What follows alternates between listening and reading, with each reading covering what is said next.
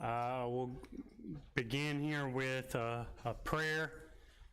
Just in a moment, we have with us from the Berean Children's Home, Brother Tim Mann, and he will be discussing the inner workings of the Berean Children's Home and and talking to us about everything that's going on there.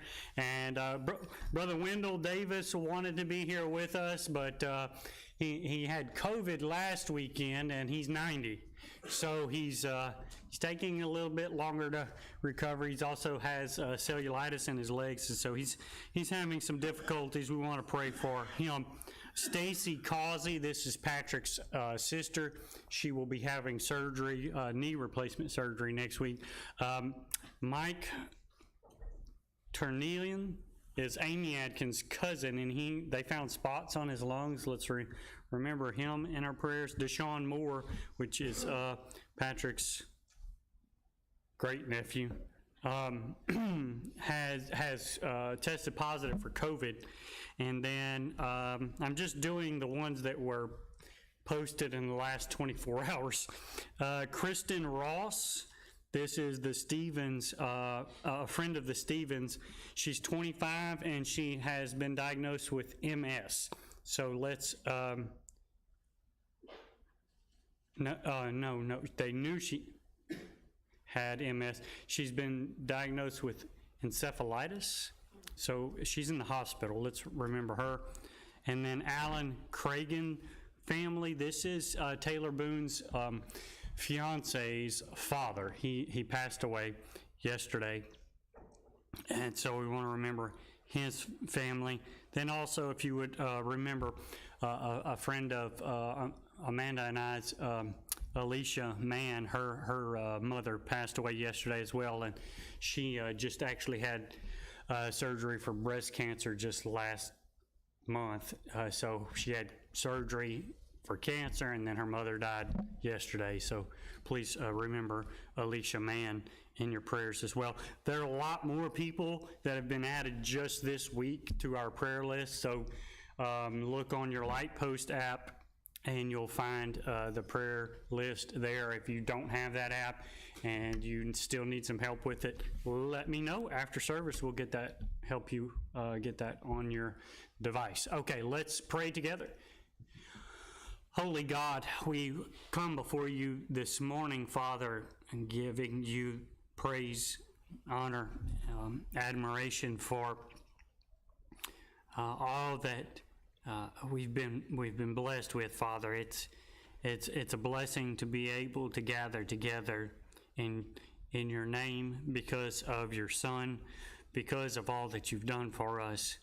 And Father, it's a honor to be able to open your word and to study from it, to grow and be provided for by you through this message. And we're grateful for these things, Father. We ask you would continue to watch over, care for us, and bless us. Give us courage to speak and preach this message to the lost in this world, Father, to encourage and uplift one another. We're mindful of so many who have lost loved ones recently, Father, those who are sick and are recovering from cancer and surgeries and have upcoming surgeries. There's so many, Father, that I won't attempt to name them all, but we know that you know each of them and each of their needs. I pray, Father, that we would keep in mind that their biggest need is salvation, is forgiveness of their sins, which is offered through your Son. And I pray, Father, that we would use every opportunity to bring souls to the cross, bring souls to that saving message. I pray now, Father, as Brother Tim speaks to us, that you would bless him and strengthen him, encourage him, Father, and may we all be edified by this message this morning. In Christ's name, amen. All right.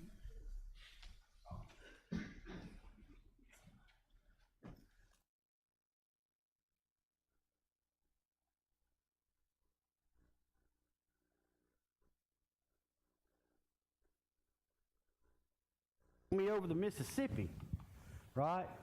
And how did he get me there? I wonder if I might just tell you a little bit about myself. Because Brother Wendell, see, like my dear brother James said, he's only 90, right? So he's not going to last forever. That means somebody's got to take over his lifelong work, right? Me, Brother Wendell, and I, we have a common friend, Brother Don Myers. Brother Don Myers, when he was 12, he's 70 now, I think, 68, 69. But when he was 12, he used to ride around with Brother Wendell with these little events like we're having today, and he would lead singing, right? And Brother Don Myers was the first person that ever shared the gospel with me in Electric, Alabama. That's right there. Y'all ever listen to country music? Y'all listen to country music around here? Y'all got some weird music stations around here, I'll tell you what. They kept me awake this morning. Some of them made me blush. I said, oh, where's the button at, right? But Hank Williams Sr. sings a song, Kalijah, right? Well, that's where I lived at, was in Kalijah. Kalijah Road is what Brother Don drove down. He came to my shop one morning. I was working on a vehicle in my father-in-law's shop. Had no intentions of going to church, but the people beside me had been going to church at the Mount Hebron Church of Christ. And he came by one day. He had just started working with them, kind of being their outreach person, right? Outreach program. Driving a red Nissan pickup truck, probably about a 90, it was a square body truck, 95, 96, 4-speed, or four-cylinder, 5-speed transmission.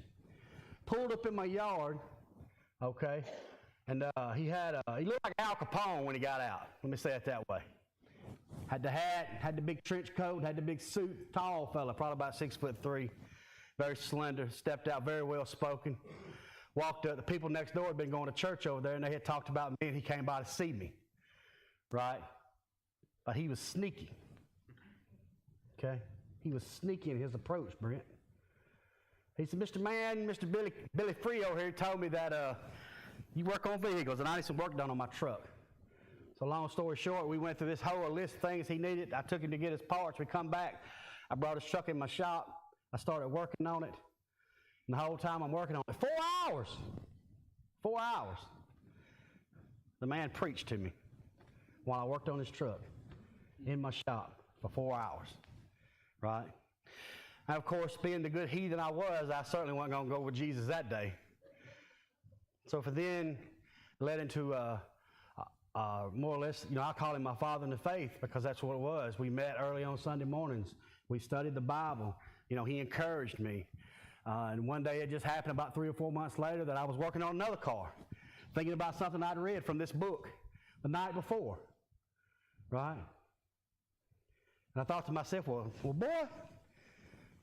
we call ourselves that in Alabama sometimes, boy. Boy, you are doing all this work, doing all this studying, doing all this reading, and you're not even a member of God's kingdom, right?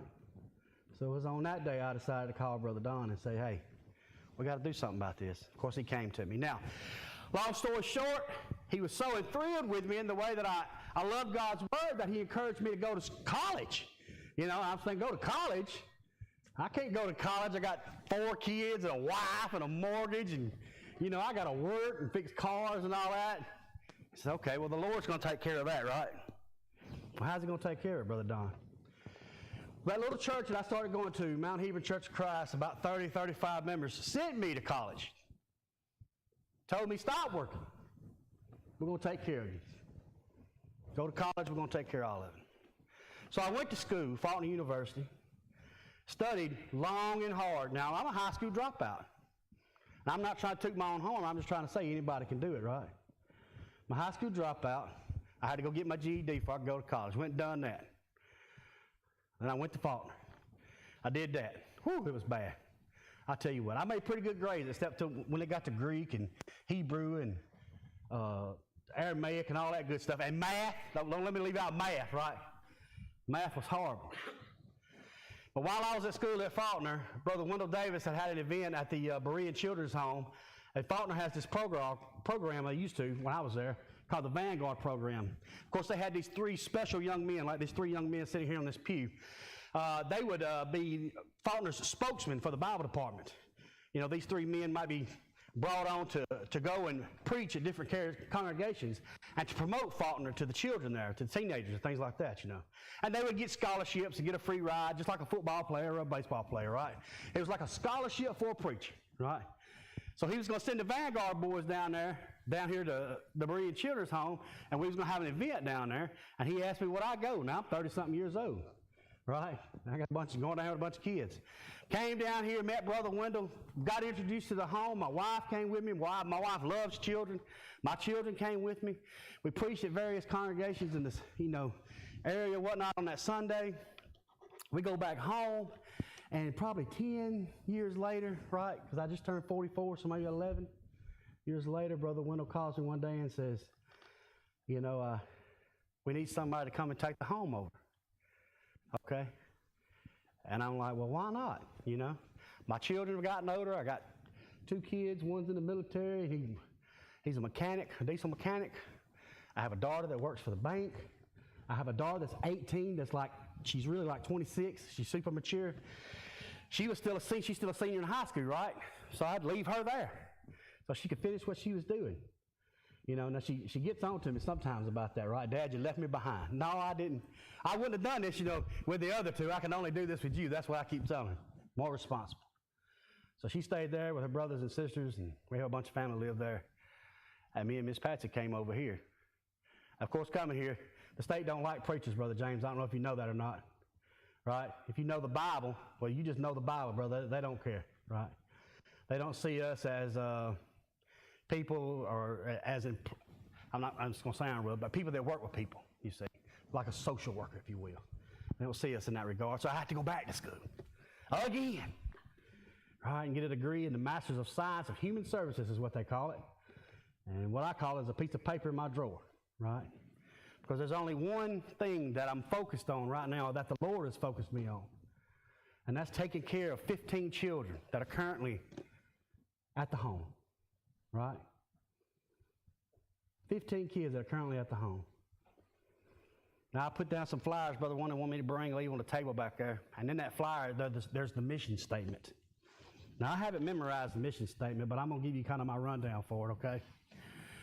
At Berean, of course, I'm sure you all know, you've been with the home for 10 or 12 years now, I think is what I heard. We're a 501c3 nonprofit organization, incorporation. I don't like calling it an organization or corporation because I think it sounds too business-like. I simply call it the home, right? We got one purpose there, and that's to take care of the children in 3 aspects of their life: the physical, the mental, and the spiritual. That's what I want to talk to you about this morning. We take care of the children, of course, physically. I want you to imagine getting a phone call at 11:30 at night. And on that other end of that phone call is a supervisor for CPS. And that supervisor says, Tim, I got 2 kids here. We need somewhere to place them. It's an emergency placement, right? And of course, we try to accommodate as much as we can. But there are some things at Berean we cannot accommodate. So then there's always this big to-do we go through called referrals and looking at the child, seeing what the child's coming from. But in many of these cases where it's a 11:30 phone call, it's more or less just a conversation. How old is the child? Does the child have any behavioral issues? What's going on with the child? Why does the child need placement?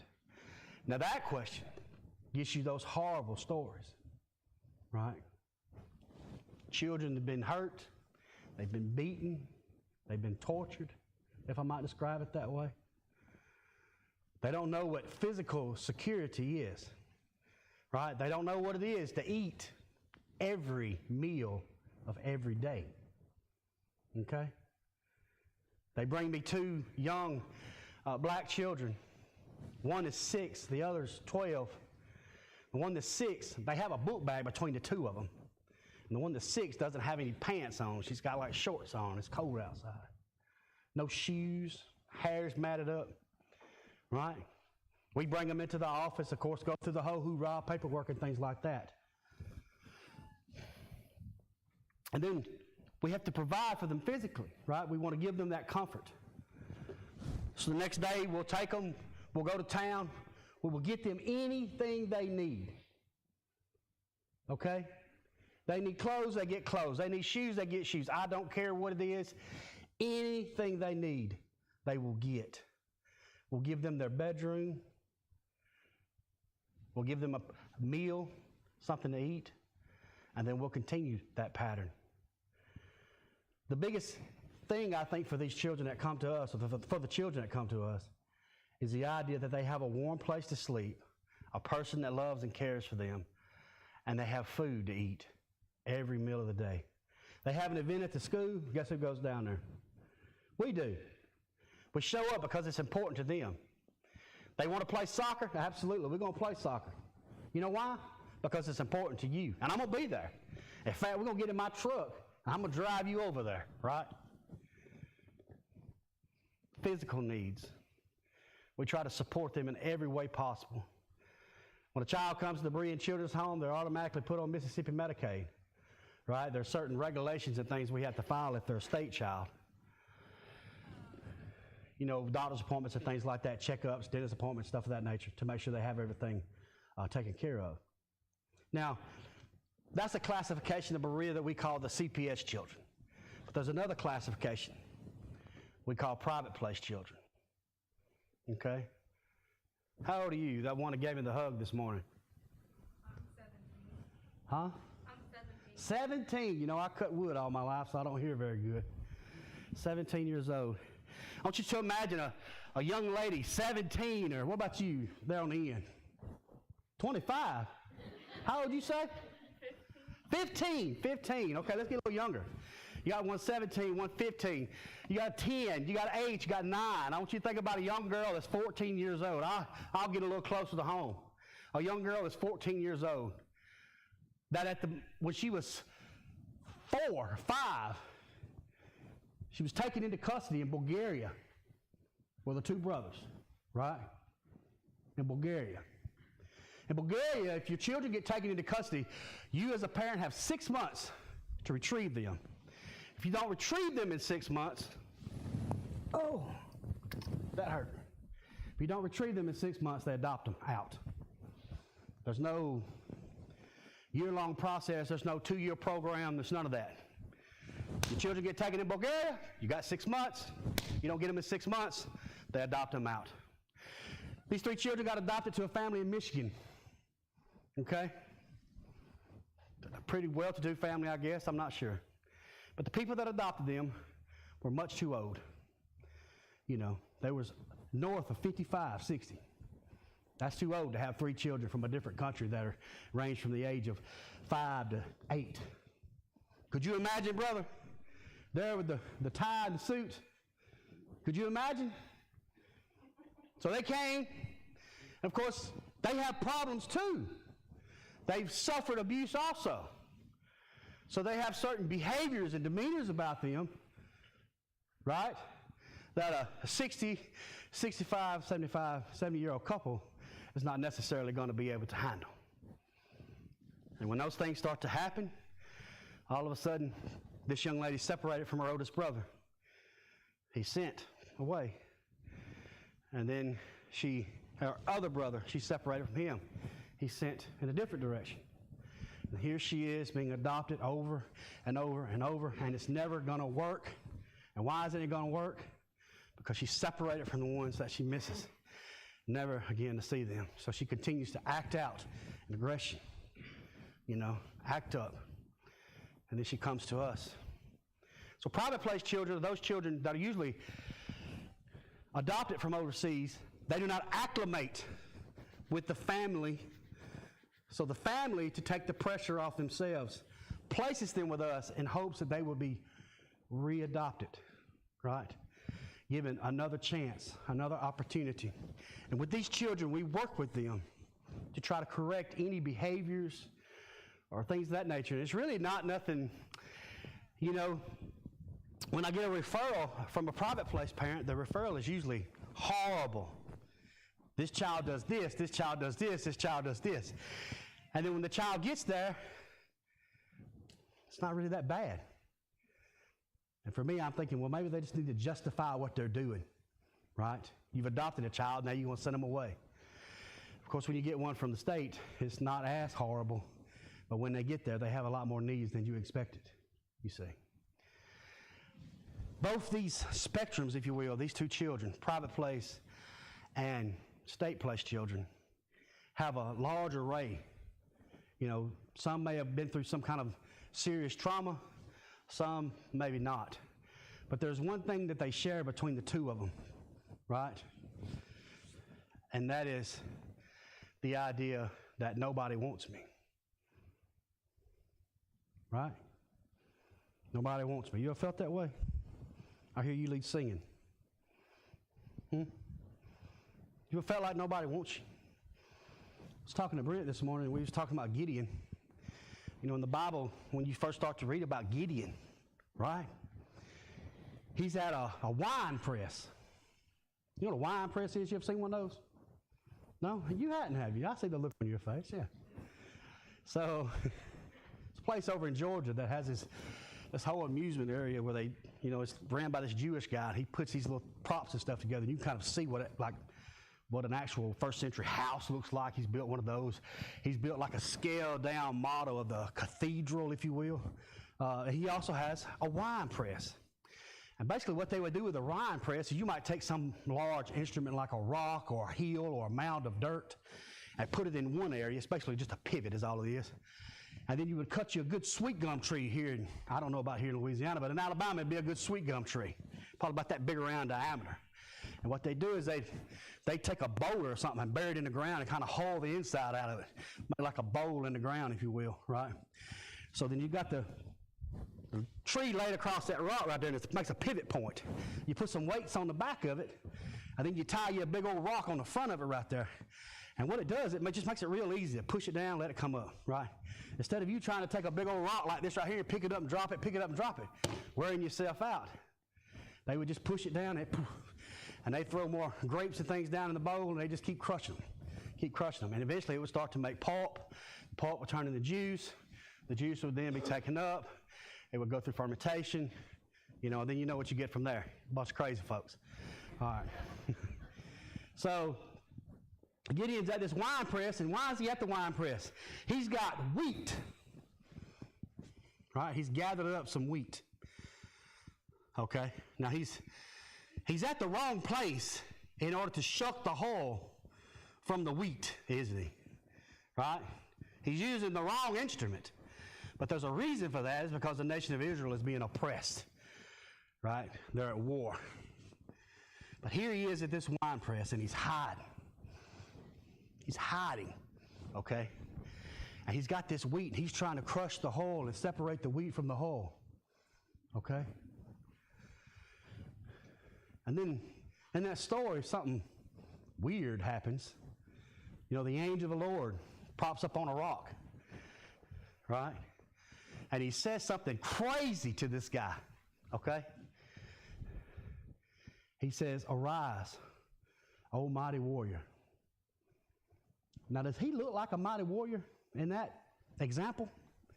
In that picture, if you've seen a fella, you know, stoop down doing this right here, trying to make sure he's not seen or he's not going to be, you know, discovered, does he look like somebody that is a mighty warrior? You know, and Gideon, more or less in my own words, he's shocked, surprised. What, huh? Me?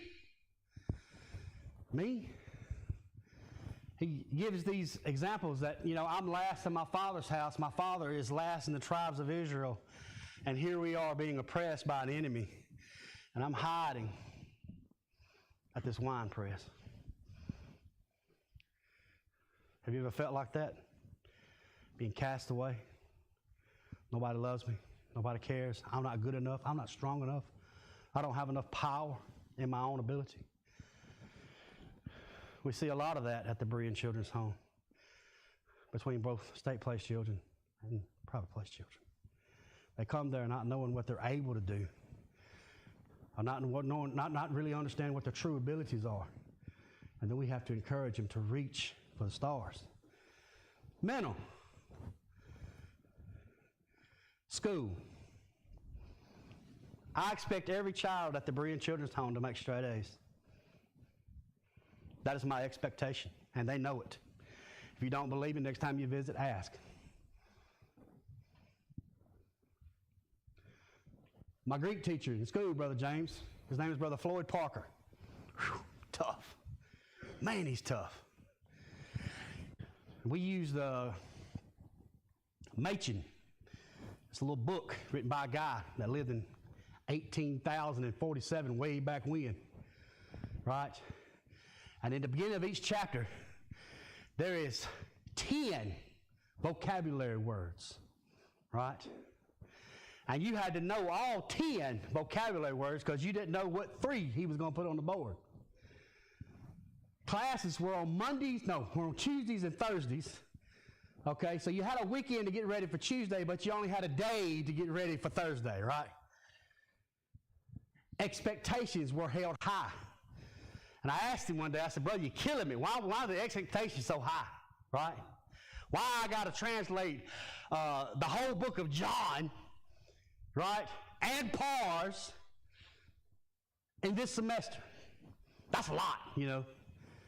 And he said, because I found that if you set the expectation high and the student tries to get there, what you'll get is the best of his ability. That's what he was looking for. The best that I could possibly give him. And that's what I'm looking for from them. I set the expectations up here, and brothers and sisters, they are climbing, if you will. Climbing. If I set the expectation up there, then I need to do what? I need to make sure they have all the things they need in order to achieve what I want them to achieve. Because of the expectation, if I tell you to dig a ditch, but I don't give you a shovel, right? If the expectation is a ditch, but you ain't got nothing to dig it with, I'm wasting my time. So the children there, I've got kids that make A, B honor roll. I haven't one make A yet, but they make A, B honor roll all the time, right? And when a child suffers, we have certain programs and things that we utilize, like Co-Lin. Co-Lin is a community college in the area, and their mathematics department will come out every other Wednesday, and they'll sit down with the kids in the library, and they'll help tutor them in whatever subject they want to be tutored in, right? Whatever subject they want to be tutored in. Get involved with the school. The school helps us. They're very transparent, if you will. They talk to us and try to help the children be the best they can possibly be and get them all the resources they need. But there's another aspect of mental. Not only is it education, but it's trauma and some of the trauma that they've endured. The Berean Children's Home is not a therapeutic center. Sometimes people get on the website and they say, hey, they do therapy here. We do not do therapy. The only therapy I can give them is from the good book. Okay? Well, we do utilize a program in the state that helps us with that. The program is called Youth Villages. So then every child that comes to Berea, if there's a need, then we will get them started with Youth Villages, and Youth Villages will send counselors out. The counselors will come, and they will help the children have an outlet. You got a child here? Where are they at? Class. Where these guys come from? Right? Oh, look at her. I like this right here, James. This young lady here with the black hair, looking all kind of, where's everybody? Is he coming over here to talk to me, right? How old are you now? 15. Do you tell your mom and dad everything? No, absolutely not. Absolutely. Where they at? I hope they back there too. Where? Right there? Oh, okay. That's why you said that. Okay, that's good. All right. So sometimes, kids, they think of me and Miss Patsy as, they call me Papa. I'm a big guy, with a bunch of gray hair. They think of Miss Patsy as, May May. And they talk to us and they tell us a bunch of stuff. But I know that from my own experience of being a father, that there may be some things that they don't want to tell us. There may be some things, they may be aggravated about something that we've done. They don't necessarily want to tell us because they're scared they're going to get in trouble. And that's not the case. It's just the idea that they're not sure. So we have somebody that will come and will be an outlet, an outside source that can be an outlet that can help them with the traumas, if you will, or the struggles that they might be going through. And then this individual brings them to us, and we sit down and we're able to talk to them and try to figure out how we can best help them. You see, Berea is all about helping the children. I want them to be successful. I want them to be productive. You know, I want them to be loving toward other folks. I have a lot of desires and wants, the same desires and wants that you want for your children, or that I want for my own children, I want for these children. I want them to see what a real father and a real mother looks like. So it's not an institution. It's not a corporation. You got mental, you got spiritual. No, you got mental. No, you got physical, mental, and we're on spiritual now. My brother's going to keep me straight. Spiritually, and of course, spiritual is a big thing. That's way up there on the barometer. It's something we've really been working on, making the campus more spiritual. And it's like having a youth group full of hooligans sometimes, right? We have Bible class in my office on Monday nights for some of the older kids. And they hold me to the stick. You hear me? There's some days I've been there since 7. I'm tired by 6. All right, Miss Katie? I'm exhausted. You know what I'm saying? And they come in there, we're going to have Bible class tonight. We're going to have Bible class tonight, Mr. Tim. Absolutely. Absolutely. Because if I say no, the first thing I'm going to say, Mr. Tim, you said we're supposed to be consistent now. We got to have Bible class tonight. Right? And they're excited and they're ecstatic and they want to have it. We go to church. We go to several churches, okay? But there's one primary church we utilize. It's the Brookway Church of Christ. We utilize them because the people, it's much like these folks here at, I have to remember Speedy whenever I say this, Gonzales, because I can always say it wrong if I don't say Speedy first, okay? Here at Gonzales, right? The people there are very invested in the children, right? They have relationships with them. They love them and care for them. A lot of folks there are sponsors. Not sponsors to adopt, but sponsors to assist. So they sponsor a child, a holiday comes up, they go get the child, take them to their house, they get to enjoy like what a family experience is during Thanksgiving or during Christmas, you see. And they start to mentor them as a family, you're my family. You know, I want to help you. They buy them things that they want. The child ends up talking to them, you know, relying on them, telling them things, opening up to them. It's almost like a second counselor, right? Just from a church perspective. I think last year we baptized 8 young people. Not superficially either. You know, when my kids were growing up, brother, they would come to me, they'd say, brother, they said, Daddy, they didn't call me brother, I don't know why I said that right. They say, Daddy, I want to be baptized. My son came to me at EYC, Exposure Youth Camp, said, Daddy, I want to be baptized. Really? Yes, sir, I want to be baptized. Okay, hold on a minute. Because I was always so scared of being that parent would say, you know, your child say, I want to be baptized. Let's go, come on, let's go, right? Without any investigation, making sure they understood what they knew, what they were doing, you know, and understand the idea and the concepts behind it and things like that. I was just going to be the one that's going to jump right up and let's take them, you know. So then I would go get somebody else, like this brother right here. And I'd say, brother, can you talk to my son? He's telling me he wants to be baptized. I just want to make sure he's in the right place. Right? Same way for them.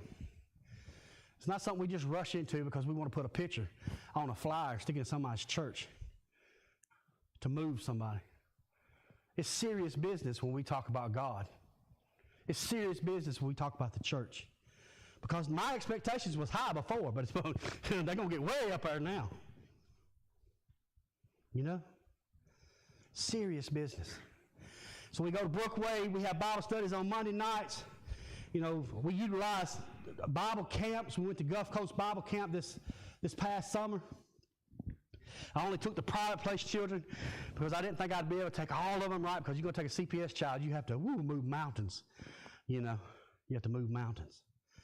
But this coming up year, though, we're going to move those mountains. I'm going to get me a D9 bulldozer and put a chain around that son and drag it out there in the road, right? We're going to move those mountains.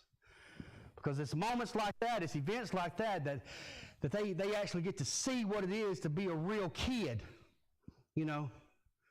Not to have to take care of another member of my family, or not to have to worry about somebody coming to my house that's supposed to love me, but yet they beat me, or hurt me, or harm me, you know. So 3 aspects: physical, mental, and spiritual. That's what we're devoted at the Berean Children's Home. Now, how much time we got left? I'm supposed to go to 9:45. We got to get a bigger clock. Oh, I got to get some glasses, one. I guess, are there any questions? Y'all want to know anything? Want to hear about anything? Who's got Facebook? 15 is the average. Hold on, I can't hear what he's saying. It's 15 kids the average. The average age? No, the average number. 15 in the home. Say again? 15 kids in the home, the average. No, it's usually 12. So we usually have 12 kids in the home. The state has this thing where if you have over 12 kids, you have to have extra support because we have to keep everything at a baseline budget. It's usually 12. That's usually what we have. We usually house about 6 boys, 6 girls. That's usually been the run since I've been there over the past year. We have 15 right now because we have 3 young people that were there again, an emergency placement, you know. Of course, they came very upset because, you know, if somebody just walks up to your door, knocks on your door and says, hey, I'm here to take your kids, it can be kind of upsetting. So, yeah, we usually only house 12 because of, you know, certain regulations and things the state puts on us. You know, if you get over 12 children, you have to have 2 social workers. And I don't know if you know this or not, but social workers are expensive. All right. You have to have 2 social workers. You have to have 2 people in the house rather than having 1 person in the house. There's just a bunch of things we have to jump to when we get over 12. Usually we're able to get away with it as long as we don't have more than 12 CPS children. The state is the one that's kind of, because of the regulations and things we fall under, because of the type of home we are, they have a lot of regulations and things that we have to kind of follow. So the medium number or the average number is about 12 kids all year. Anything else? Age range. Ma'am? Age range, okay. Age range is, I'm gonna come over here and stand beside my sister. Age range right now is from 5 to 19. We have 2 kids that have graduated high school. They have a certificate of completion. One is private, one is CPS. They have an ID, which is an intellectual disability. Small, but it's there. Well, we've got them started with what's called Ability Works program in Brookhaven. And what they're going to start doing is interning at KDMC, the hospital. They'll go there for training. They'll intern. They'll have an individual they'll work with. And what they're doing there is they're trying to get them a job. Right? And then we're looking for places like a housing that has supportive, like case managers that house in different housing complexes and whatnot. They have a case manager because these 2 in particular folks, they can do anything really, other than they don't read really well. They don't, so like written instructions, they don't really comprehend very well when it comes to reading comprehension. But they can do odd and end jobs and stuff like that if you explain to them what you want them to do. So what we're thinking about here is trying to transition these people, or these 2 kids, into the next part of their life, right? Because when they turn 21, they'll time out. And when they time out, you want to have them somewhere to go and not just walk out the gate, right? Does Mississippi have the developmental work programs? Yes, that's what these are. Yeah, so the Ability Works is the developmental work program. It's just they don't have many for those that have an ID, an intellectual disability. They have a lot of support for children that do not have or something like that. They're just maybe in custody but don't have an intellectual disability but going to turn 18, time out of the system. Sheltered workshops? Well, the Ability Works would be, that would kind of fit all that. That would kind of be one forte for all that there. So we're trying to think about, if the child's going to time out, they're going to be there long term. If they're going to be leaving us, what are they going to do? That's always been my wife's question. What's going to happen after, they leave us? Where are they going to be? Where are they going to end up? Are they going to have the tools that they need? With my kids, I wanted to make sure they had driver's license. I want to make sure they had expectations. I want to make sure they had goals. They were trying to reach those goals. What are you going to do? Where are you going to live? Where are you going to be? And they've been very good about calling, talking to me. We discussed it. And then I've been very good about being quiet and letting them make their own decision, right? Because they got to fall down too, just like I did, so that I can help them get back up, right?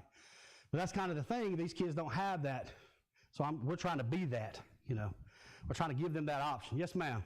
So they can stay with you until they're 21, is that right? Say one more time.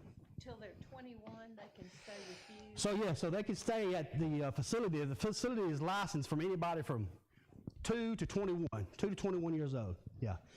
Now, if you get a child that has no disabilities, that shows promise, they don't necessarily have to stay there 21. But we have one instance where this one young man actually turned 18. He got a certificate of completion. He has an ID, which is an intellectual disability. He went home to Natchez to live with his grandmother. After 6 months, his grandmother passed away. The family did not have anywhere to put him. They were going to send him to an institution that was more low spectrum intellectual disability adults, but he's not on the low spectrum, So they called and asked, would we take him back? And of course, we said yes. He'd been there since he was 13, 14 years old. So I'm certainly not going to turn him away, bring him over here. That's what I'm saying. So when he came, then we started thinking, okay, well, what can we do to help him? Because his goal is he wants to live on his own, right? He wants to be independent. So how can we help him be independent? What programs and events are out there can assist us in trying to help him become more and more independent every day, So that's kind of what we're geared toward with him. And then the other child is, she was in CPS custody, but she still is going to need the same help. She'll be with us till she's 21 for sure. So kind of the same situation, just a male and a female. Yeah. So, oh, yes, sir. Could you talk about if you get a child that's 2 years old, when you keep them all the way to 21, those whole 19 years, or what do you do about the adoption process in between? The adoption process in between. So if we get a child that's 2, would we keep them for 19 years? If we had to, yes. Would we try to help them find a family? Absolutely. The sponsorship program, we utilize it in order to have children adopted, possibly, right? So it's 2 functions. It can lead into an adoption, or it's just more or less a mentor program where families that are among the churches of Christ can mentor the children, act like grandparents or act like parents or whatnot, be there to support them in other ways. But the sponsorship program is primarily geared toward the adoption. So if you're going to adopt a child, there again, if it's a private place child, then it's called what they call a private adoption. So take Katie and Brent, right? They're looking to possibly adopt a child. So when we figure all that out, they'll come, they'll spend time with the child on campus for X amount of hours. Then they'll be allowed to take the child off campus and then bring them back. And it'll lead into the child being able to go to their house, staying with them for the weekend, right? So there's this slow introduction of them and the child because they need to acclimate. See, when you adopt a child, let's say you 2 guys had just a moment, you said, we're going to go get us a baby, right? We got to go get us one. My brother looks thrilled about this, James. We're just going to go get us a baby, right? Now, they might go down to the adoption agency and say, look, we want to adopt a girl. We want the girl to be 8 years old. We want the girl to be this tall, this wide, have blonde hair, blue eyes, And they'll say, okay, we're going to manufacture that for you. And they'll find one for you, right? And then you'll be able to adopt that child, take that child home with you, and then you have 6 months. I call it return to sender. Right? It's like when you buy a car. Hey, I don't like this car. I'm going to give this car back. I Yeah, I don't like it either. But that's what the sponsorship program tries to alleviate, is that you take that 6 months before you actually have obligation. And you say, Mr. Tim, this is not working. I think we need to go a different route. Or you say, Mr. Tim, we're absolutely thrilled. We love them. If that happens, brother, the Berean Children's Home is not an adoption agency. So what we do is we keep the child, and then we would take these beautiful young people right here. She said I lied. I'm sorry. Take these beautiful young people right here, and we put them in contact with the child's adopted parents. And then from there, they would get lawyers. Those lawyers would draw up the documents and the paperwork. They would sign those documents and paperwork. Then they would send it to a judge, or a judge would sign off on it. And then we would clean the baby's room out, and they would come pick them up, if that may be the case. But if for some reason we needed to keep them for 19 years, and you best believe they would just be mine, just not on paper. Well, can we have a closing?